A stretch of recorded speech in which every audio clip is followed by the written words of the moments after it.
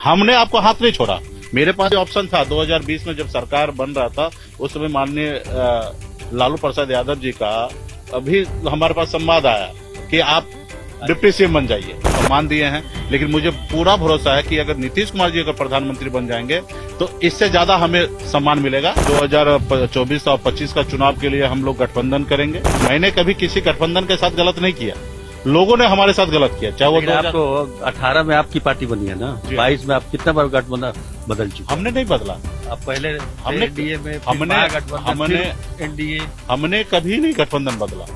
हमारे साथ लोगों ने गलत किया। बिहार में दो धड़ों की लड़ाई है, एक तरफ महागठबंधन है तो दूसरी तरफ अकेले खड़ी बीजेपी। बीच में बिहार की कुछ पार्टियां हैं, जिसमें प्रमुख पार्टी है वीआईपी, जिसके राष्ट्रीय अध्यक्ष हैं मुकेश सहनी, जो हमारे साथ हैं। अब सबकी नजर जो है बिहार में, तो आप देखिए एक तरफ 7 पार्टियां हैं, दूसरी तरफ अकेले बीजेपी है, आप हो गए, चिराग पासवान हो गए, तो सबकी नजर ये है कि आप लोग किधर जाए, उधर 8वां नंबर का पार्टी बनेंगे कि इधर दूसरा नंबर का बनेंगे? ये बड़ा सवाल है और बहुत पहले पूछ रहे हैं, तो इसमें तो यही है कि समय आने दीजिए, समय पर डिसीजन लेंगे। अगले साल दिसंबर में डिसीजन लेंगे, और क्योंकि हम लोग फ्रेम में हैं, और अभी तो मेरा एक ही उद्देश्य है कि हम बिहार, यूपी, झारखंड 3 राज्य में जो संगठन पे हम लोग काम कर रहे हैं, मजबूती से ग्राउंड लेवल पे अपने लोगों को जागरूक कर लेना है, उनके हक अधिकार के लिए तैयार कर लेना। जैसे हमारे पहले से हमने उद्देश्य एक था निषाद को आरक्षण दिलाना, उस उद्देश्य से हम लोगों ने पार्टी बनाया और आज लड़ाई लड़कर इस मुकाम तक पहुंचा है। तो उसी तरीके से तीनों राज्य में आरक्षण का ही हमारा डिमांड है विशेष, और ये केंद्र सरकार को करना है। जो प्रेजेंट में है उनको करना है, या जो नए आएंगे उनको करना है। तो हम तो चाहेंगे कि प्रेजेंट वाला पहले वो काम कर दे, तो फिर उस पर विचार किया जाएगा। अगर नहीं करेंगे तो अलग विचार किया जाएगा। तो अभी कुल मिला के हम पूरे प्रदेश में तीनों राज्य में संगठन पे मजबूती से काम कर रहे हैं, दौरा कर रहे हैं। अभी भी मैं भी नालंदा का दौरा आज है मेरा, कल मुजफ्फरपुर का दौरा है, गोछा का, परसों कुरहनी में जो उपचुनाव होना है तो वहां पे जनसभा है परसों में। क्योंकि हम लोग जो भी बिहार में उपचुनाव होना है वो सब सीट पर हम तैयारी ऑलमोस्ट चालू कर दी है। 3-3 महीना से हमारी तैयारी चल रही है, हर तरह का तैयारी हमने कर रखा है। खाली चुनाव आयोग का डेट का इंतजार है, जैसे वो घोषणा करेंगे वैसे हम अपने प्रत्याशी का हम लोग भी मैदान में उतारेंगे।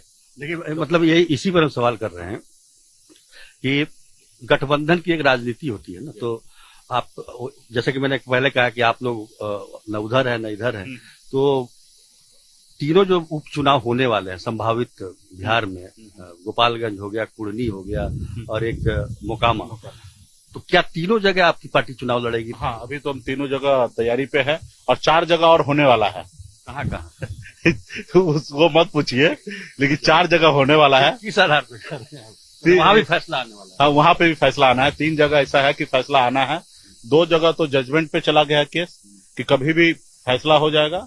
तीसरा जो गया का सीट है उस पे भी बहुत जल्द ही फैसला आ जाएगा, और चौथा भी एक सीट है जहां पे कभी भी चुनाव हो सकता है। भगवान से मैं नहीं मनाऊंगा कि कभी भी चुनाव हो ऐसे जगह पे, लेकिन संभावना है। तो हम लोग तो तैयारी में रहना है ना। राज्य में मान लीजिए कल राष्ट्रपति शासन लग जाता है तो 6 महीने में चुनाव होना है, तो तैयारी के लिए तो हमेशा चुनाव के लिए तो तैयार रहना पड़ेगा, क्योंकि पॉलिटिकल पार्टी हमारी है, हम हाथ में हाथ धर के तो बैठेंगे नहीं। लेकिन आप जो है ये बोल दिए कि भाई राष्ट्रपति शासन लग जाए, इस किस तरह तो बोल दिए? अभी तो सरकार बढ़िया से चल रही है, 164-65 का समर्थन। मैं एक मिसाल के तौर पे बताया कि कल अगर मान कोई संभावना दिख रही है? नहीं, ऐसा कोई संभावना नहीं दिख रही मुझे, और ऐसा होना भी नहीं चाहिए। राज्य में क्या है, बार बार चुनाव होना, सरकार, राज्य सरकार का, केंद्र सरकार का पैसा बहुत बड़े पैमाने पे खर्च होता है, और मैं नहीं चाहूंगा कि हमारे प्रदेश ऑलरेडी पहले से ही हर चीज में तंगी है और इसमें बार बार चुनाव हो। ये हमारा उद्देश्य नहीं है, और ये अपने अपने समय पे होना चाहिए।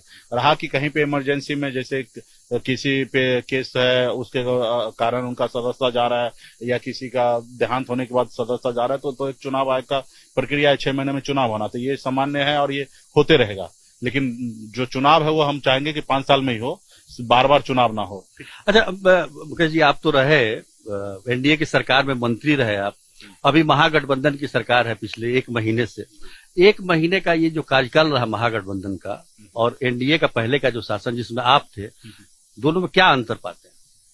नहीं, बहुत ज्यादा अंतर क्या होना है, कुछ नहीं होना है भाई। पहले भी माननीय मुख्यमंत्री नीतीश कुमार जी के नेतृत्व में सरकार चल रही थी, आज भी उन्हीं के नेतृत्व में सरकार चल रही है। और सिर्फ फर्क इतना है कि कुछ बीजेपी के जो नेता मंत्री थे वो अग्निवीर हो गए, रिटायरमेंट हो गया उनका, फर्क इतना ही पड़ा। और कुछ जो नए वैकेंसी निकला उसमें आरजेडी के तरफ से कुछ विधायक जो थे वो मंत्री बन गए हैं। तो नए वैकेंसी में कुछ लोगों को ज्वाइनिंग हुआ और कुछ लोगों को अग्निवीर के योजना के तहत रिटायरमेंट हुआ, ठीक है। तो बस फर्क यही पड़ा। लेकिन बॉस जो नेतृत्व करता वो माननीय मुख्यमंत्री नीतीश कुमार जी कल भी थे और आज भी हैं। और मुझे लगता है 2025 तक का जो सरकार का समय है वो तब तक रहेंगे। अब बीच में अगर माननीय मुख्यमंत्री जी दिल्ली पहुंच गए, केंद्र में प्रधानमंत्री बन गए, तो फिर बीच में बदलाव होगा। और मेरा तो शुभकामना होगा कि माननीय मुख्यमंत्री जी एक बिहारी देश का प्रधानमंत्री बने, तो हमारा तो उनके साथ शुभकामना होगा कि वो पहुंचे। नेताओं से मिले भी हैं दिल्ली में, और सभी नेताओं से मिले, 7-8 नेताओं से मिले, सभी पार्टियों के नेताओं से मिले। तो आपको क्या लगता है, कुछ स्कोप दिखाई दे रहा है? नहीं, देखिए, एनडीए के अलावा यूपीए जो है उसमें बहुत सारे दल है, विपक्ष में बहुत सारे पार्टी है, और जाहिर सी बात है सबकी अपनी पार्टी है, सबकी अपने अपने विचारधारा है, और सब अपने अपने राज्य में मजबूत स्थिति में है। तो ऐसे जगह पे माननीय मुख्यमंत्री नीतीश कुमार जी तो प्रयास ही कर सकते हैं ना, और अच्छा प्रयास भी कर रहे हैं। और इस पे तो सभी लोगों को बैठ के डिसीजन लेना है, ठीक है। तो उस पे समय आएगा, मुझे लगता है कि अभी समय है।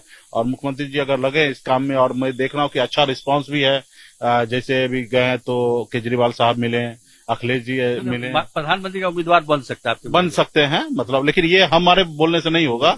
बहुत सारे बड़े बड़े नेता हैं, उनको बोलने से। हमारा माननीय मुख्यमंत्री जी को शुभकामना होगा कि भाई एक बिहारी होने के नाते कि हमारे बिहार के बेटा अगर देश का प्रधानमंत्री बनता है तो उसके लिए हमें बहुत अच्छा लगेगा, क्योंकि हम विशेष राज्य का दर्जा मांग रहे हैं। शायद वो विशेष राज्य का दर्जा पूरा हो जाए। निषाद को आरक्षण मांग रहे हैं, जो माननीय मुख्यमंत्री नीतीश कुमार जी 2015 में ही कैबिनेट से पास करके अनुशंसा करके दिल्ली भेज चुके हैं। और अभी जब माननीय मुख्यमंत्री जी जब प्रधानमंत्री बनेंगे तो जाएंगे, मिलेंगे, तो हम कहेंगे ना सर, आपने जो काम बिहार से सोचकर दिल्ली भेजे हैं वो काम दिल्ली में अंजाम तक पहुंचा दीजिए।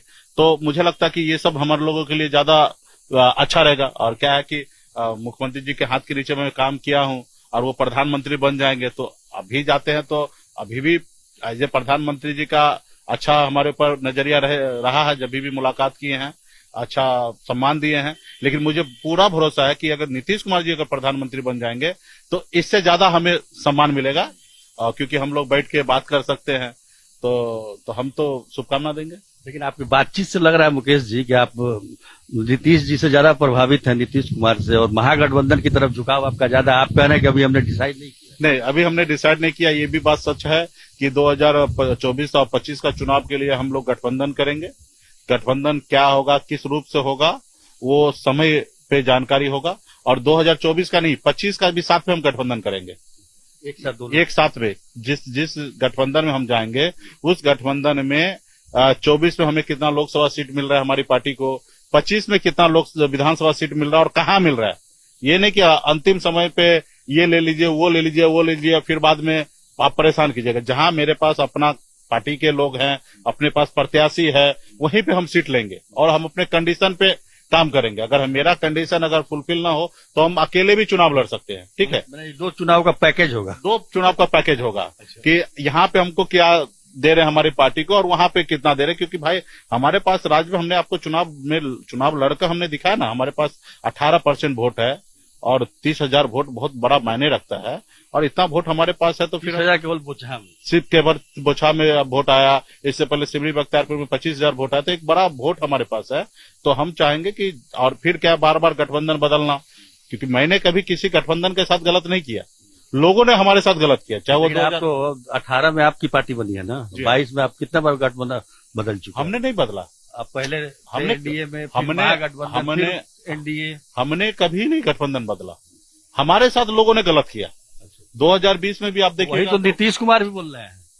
तो हमारे साथ तो मेरी मजबूरी है। देखिए, हमको किनारा लगना है, तो नीतीश कुमार की मजबूरी बता रहे हैं। मुझे किनारा लगना है। मैं तालाब में हूँ, आप हमें हाथ पकड़े हैं और लेके बीच में छोड़ दीजिएगा, तो जाहिर सी बात हम दूसरा का सहारा लेंगे। हाँ, हमने आपको हाथ नहीं छोड़ा। मेरे पास भी ऑप्शन था 2020 में, जब सरकार बन रहा था उस समय माननीय लालू प्रसाद यादव जी का अभी हमारे पास संवाद आया कि आप डिप्टी सीएम बन जाइए, लेकिन हमने नहीं किया ना। मतलब रिजल्ट के बाद हम चाहते तो हम भी कर सकते थे, उनका हाथ छोड़ सकते थे, लेकिन मैंने एक पिछड़ा समाज का है बेटा है, ईमानदारी से चलना जानते हैं, और जुब्बा सहनी, अमर शहीद जुब्बा सहनी, फूलन देवी एकलव्य के वंशज है, हम लोग ईमानदारी के रास्ते पे चलना चाहते हैं। हमने किसी के साथ धोखा नहीं किया और हमने सही कर्तव्य निभाया। लेकिन हमारे साथ लोगों ने क्या किया, अपने अनुकूल तो उन्होंने हमें खत्म करने का पूरा प्रयास कर दिया, हमें और चिराग पासवान जी को, पार्टी को तोड़ दिया, सरकार से बाहर कर दिया, जो सरकार हमने बनाया था। तो उन्होंने जो इसको जो करना था उन्होंने किया। तो समय समय पे हमारे पार्टी के साथ लोगों ने, देखिए आपकी पार्टी को बीजेपी ने तोड़ा और चिराग की पार्टी को जेडीयू ने तोड़ा, ये आपको लग रहा है, लेकिन सही बात ये नहीं है। चिराग पासवान जी का पार्टी को जेडीयू ने नहीं तोड़ा, भारतीय जनता पार्टी ने तोड़ा। दोनों भारतीय जनता पार्टी ने ही तोड़ा। हाँ, क्योंकि अगर भारतीय जनता पार्टी जी, अगर पारस जी को अगर केंद्र में मंत्री नहीं बनाते तो पार्टी टूटता ही नहीं। ठीक है, साइड में बहुत सारा कलाकार सह कलाकार, हाँ, लोग प्रयास कर सकते हैं, बहुत सारे लोग होंगे, लेकिन मैन भूमिका किनका? आपने तुरंत 5 सांसद को आपने मान्यता आपने दे दिया लोकसभा में, आपने उसी में से एक को केंद्र में, बीजेपी के सहयोग से केंद्र में मंत्री बना दिया है। तो मतलब ये क्लियर है, बिना बीजेपी का नहीं, बीजेपी ही किए हैं। और ठीक है, दूसरे पार्टी जैसे माननीय मुख्यमंत्री नीतीश कुमार जी या जेडीयू नाराज थे और हैं और रहेंगे, उनका एक कारण है और होना भी चाहिए। आपने 2020 में आपने क्या किया? आपने, लेकिन एक चीज हम पूछना चाहेंगे, आप और चिराग एक ही मतलब समान उसमें है आप लोग, आप जो है वो है बीजेपी से नाराज, वो है जेडीयू से नाराज, कैसे आप लोग? नहीं, देखिए उनका क्या है वो तो मैं नहीं कह सकता, मैं अभी किसी से क्या नाराज रहूंगा। हम लोग तो संघर्ष करने वाले लोग हैं। 75 आजादी के 75 साल बीत गया, प्रधानमंत्री जी ने अमृत महोत्सव मनाए, पूरे देश में हर घर तिरंगा फहराए, लेकिन आज भी हम लोगों का समाज है ना आजाद नहीं हुआ। आज भी हमारे समाज है ना आधा मानव है, पूरा मानव नहीं है। हाँ, कुछ व्यक्ति जो है वो पूरा मानव हो सकते हैं, लेकिन मैक्सिमम आज रहने के लिए घर नहीं है, उनको सही कपड़ा पहनने के लिए नहीं है, उनको जो हमें संविधान में हमें अधिकार मिला वो नहीं मिल रहा है। तो हम उसके लिए संघर्ष कर रहे हैं। हमें तो लोगों ने गुलाम बना के रखा था, अपने पैरों तले दबा के रखा था। हमने बहुत मेहनत से, परिश्रम से, बिहार के निषाद ने अपने लड़ाई लड़कर वो सर उठा के चलना सीखा, गुलामी की जंजीर को तोड़ा, लेकिन कुछ लोग फिर वही किए, फिर से गुलाम बनाने का वो सोच रखते हैं। तो हम अपना संघर्ष करते रहेंगे। इस देश को आजादी दिलाने में भी 250 साल लगा, अभी हम लोगों को 7-8 साल से संघर्ष कर रहे हैं, और मैं जब तक जिंदा रहूंगा तब तक मैं संघर्ष करूंगा। मेरे लिए राजनीति में रहकर विधायक मंत्री बनना ये मेरा पार्टी का और हमारा उद्देश्य कभी नहीं है ना रहेगा। बिल्कुल सही कहा आपने। लेकिन आपकी और चिराग पासवान की कोई बातचीत कुछ सिलसिले में गठबंधन को लेके या कोई है क्या? नहीं, ऐसी बात नहीं है। देखिए, अभी जब भी कभी मुलाकात होते तो आपस में तो बातचीत होता। अभी लास्ट मांझी जी के कार्यक्रम में हम लोग मिले थे इफ्तार पार्टी में, वहां से फिर कांग्रेस ऑफिस जाना था तो साथ में ही गए। तो इस तरीके से जब भी मुलाकात होता तो अच्छा हेल्दी बातचीत होता है, और जिनसे भी मुलाकात होगा तो हेल्दी बातचीत हुआ है। अब ऐसा नहीं कि कल बीजेपी के कोई नेता मिल जाए और हम उसको अछूत मानने लगेगा, ऐसी बात नहीं है। उनके कुछ नेता जो डिसीजन लिए, कुछ लोग गलत किए हैं, उनको हम गलत ठहराएंगे, लेकिन उस पार्टी में हम सब नेता को गलत नहीं मानेंगे। अभी भी उस पार्टी के कुछ नेता है जो हमारे शुभचिंतक है, बात करते हैं, हम भी बात करते। अब उनको भी कहना कि हम डिसीजन लेने वाला तो है नहीं, और हमें भी उनसे बैठ के डिसीजन तो लेना नहीं है। तो बातचीत संवाद करने में कोई ये नहीं है। अभी कल एयरपोर्ट जा रहे हैं, कोई मिल गया बीच में, एयरपोर्ट में ही मिल गए, तो बातचीत सब होगा और होते रहना भी चाहिए। ठीक है। और रहा कि हमारा जो उद्देश्य है, बिहार हम कैसा चाहते हैं, हम नहीं चाहते कि जो हम 18 साल की उम्र में भटक के मुंबई जैसे शहर में गए, घर परिवार को छोड़कर वहां मेहनत मजदूरी की है। हम चाहते कि हमारे राज्य के लोगों को, युवा को बिहार में रोजगार मिले। उस उद्देश्य से हम काम कर रहे हैं। ये आरसीपी सिंह जो बोल रहे हैं नीतीश कुमार पर, वो आपको कैसा लगता है? अब हम इस पे हम क्या टिप्पणी देंगे, जरूरी से ज्यादा बोल रहे हैं आरसीपी जी। ठीक है, और आरसीपी जी को ध्यान देना चाहिए कि हम क्या बोल रहे हैं। मुख्यमंत्री जी अगर कुछ बोले हैं तो इस बात पे उनको समझना चाहिए कि आखिर क्यों बोले हैं। वही मुख्यमंत्री जी आपको बहुत चाहते थे, बहुत मानते थे। ठीक है, आप चाहते और बहुत मानते थे, ये बात की बात है, लेकिन वो जग जाहिर है कि आपको बहुत मानते थे, बहुत चाहते थे। आपको पार्टी के राष्ट्रीय अध्यक्ष तक बनाए, और जेडीयू में जिनको भी राष्ट्रीय अध्यक्ष बनना है तो वो नीतीश कुमार जी के बगैर आशीर्वाद से कोई नहीं बन सकते। और आप समझिए कि पार्टी के मालिक बना दिए, यानी कि आपको बहुत चाहते थे, बहुत भरोसा करते थे। आखिर क्या वजह है क्या कमी है आप में, जो कहीं ना कहीं माननीय मुख्यमंत्री जी आप पे भरोसा नहीं कर रहे। तो ये तो आपको साबित करना ना कि अगर आप सही है तो आप अपने आप को बताइए।